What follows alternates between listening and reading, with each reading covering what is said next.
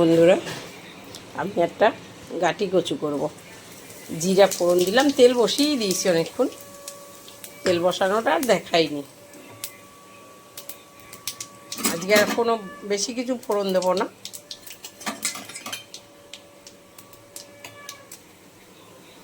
এটা জিরা আদা বাটা দিয়ে এই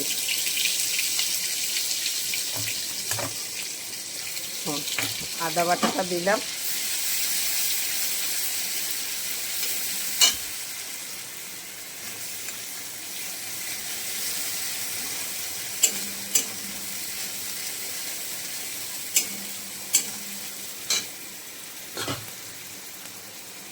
সামান্য একটু টমেটো দেব, বেশি দেব না। এটা টমেটোটা দিয়েছি, একটু নুন দেব। এই যে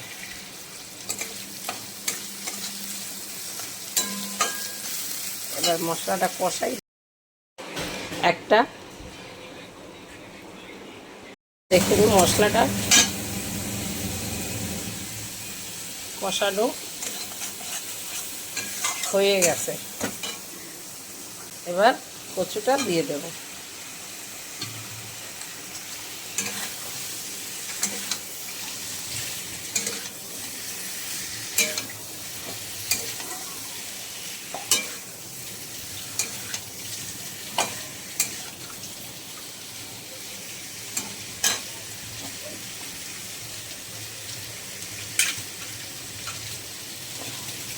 এবার জল দেব, বেশি একটা জল দেব না।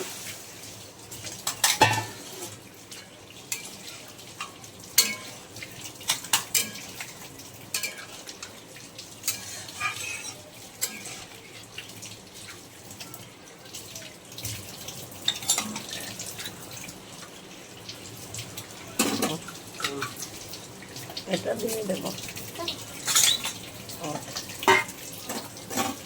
একটু মাছের মাথা ছিল, ওটা ভেজে দিয়ে দিলাম।